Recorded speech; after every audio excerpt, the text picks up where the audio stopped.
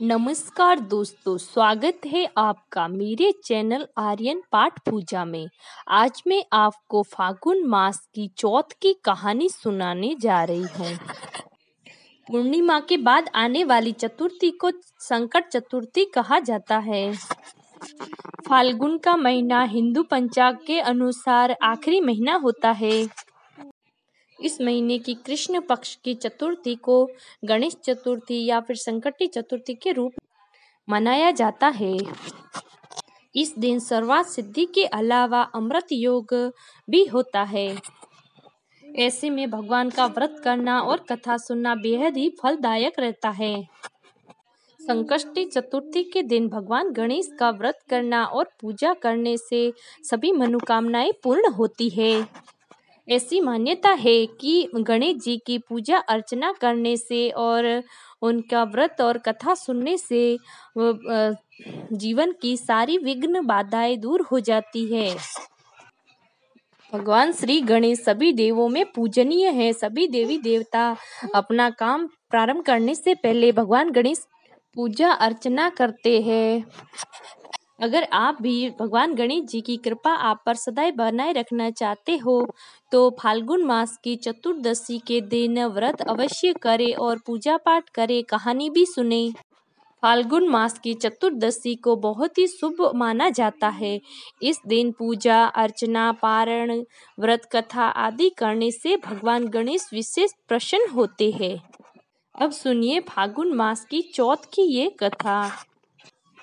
सतयुग की बात है, तब वहाँ धर्मात्मा राजा का राज्य था। वहाँ का राजा बहुत ही धर्मात्मा था और धार्मिक प्रवृत्ति की थी। वो अपने राज्य का और राज्य के लोगों का बहुत ख्याल रखते थे। उनके राज्य में एक धर्मात्मा ब्राह्मण थे और वो बहुत ही धार्मिक प्रवृत्ति के थे। उनका नाम विष्णु शर्मा था। वो ब्राह्मण बड़े ही धार्मिक प्रवृत्ति के थे। वो हमेशा पूजा पाठ किया करते थे और पूर्णिमा के बाद आने वाली चतुर्थी को व्रत किया करते थे।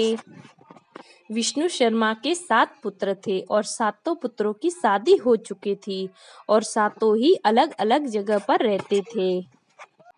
विष्णु शर्मा की जब व्रत अवस्था आ गई तो उनसे पूजा पाठ नहीं हो पाता था। इसलिए उसने सोचा कि मैं अपनी बहुओं से कहूँगा कि वो चतुर्थी का व्रत रखे।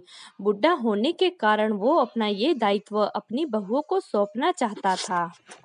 फिर विष्णु शर्मा ने अपनी 7 बहुओं को बुलाया और कहा कि तुम सब संकट चतुर्थी का व्रत रखा करो।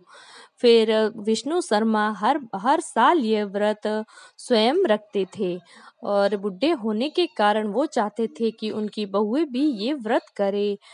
जब बहुओं से पूछा गया तो सभी बहुओं ने बोहे और नाक मरोड़ते हुए इस व्रत को करने से इनकार कर दिया।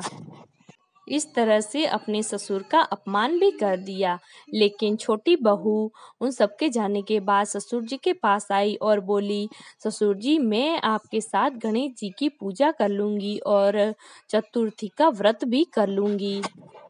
छोटी बहू की बात सुनकर ससुर जी छोटी बहू पर बहुत प्रसन्न हो गए और फिर चतुर्थी का व्रत आया। फिर छोटी बहू ने अपने ससुर के साथ गणेश जी की पूजा की और उनका व्रत भी रखा और पूजन सामग्री की व्यवस्था भी की। शाम के समय गणेश जी की पूजा अर्चना करके बहू ने अपने ससुर को भोजन करवाया और फिर सब लोग सो गए। आधी रात हुई तो विष्णु शर्मा को उल्टी और दस्त होने लगी। विष्णु शर्मा ने आवाज लगाई, तभी वो छोटी बहू वहां आ गई और उसने वहां आके देखा कि उसके ससुर जी की तबीयत खराब है और उनके कपड़े भी गंदे हो गए हैं। फिर उसने उनके कपड़े निकाले और उनको धो के साफ किया और फिर अपने ससुर को नहला के फिर उनके शरीर को साफ किया और फिर उनके शरीर को पोंछा और ससुर को सुला दिया और वो पूरी रात अपने ससुर के कक्ष में रह के उनकी सेवा करती रही और पूरी रात में उसने कुछ भी खाया पिया भी नहीं और वह पूरी रात जागती रही और व्रत के समय उसने चंद्रोदय के समय फिर से स्नान करके भगवान गणेश जी की पूजा अर्चना की। विधिवत व्रत का पालन किया और विपरीत स्थिति में भी उसने अपना धैर्य नहीं खोया। गणेश जी की पूजा और ससुर की सेवा बड़े ही भाव से करती रही। भगवान गणेश ने उसकी ऐसी पूजा अर्चना और सेवा भाव देखकर उस पर बहुत खुश हुए और भगवान गणेश ने उन दोनों पर अपनी कृपा बनाए रखी और भगवान गणेश की कृपा से उसके ससुर फिर से स्वस्थ हो गए और उसका घर धन धान्य से भर गया। फिर ये देखकर दूसरी बहुओं को भी इससे प्रेरणा मिली। उन्होंने अपने ससुर से माफ़ी मांगकर फाल्गुन मास की कृष्ण पक्ष की चतुर्दशी का व्रत किया और साल भर आने वाली गणेश चतुर्थी का व्रत करने का शुभ संकल्प लिया। इसी तरह से उन सभी बहुओं पर भी भगवान ने अपनी कृपा बनाए रखी। तो हे भगवान गणेश, जिस तरह से आपने उस ब्राह्मण पर और छोटी बहू पर अपनी कृपा बनाई, वैसे अपने सभी भक्तों पर अपनी कृपा बनाए रखना। बोलिए भगवान गणेश की जय हो। और चैनल पर नए हो तो चैनल को लाइक शेयर और सब्सक्राइब जरूर कर दीजिएगा।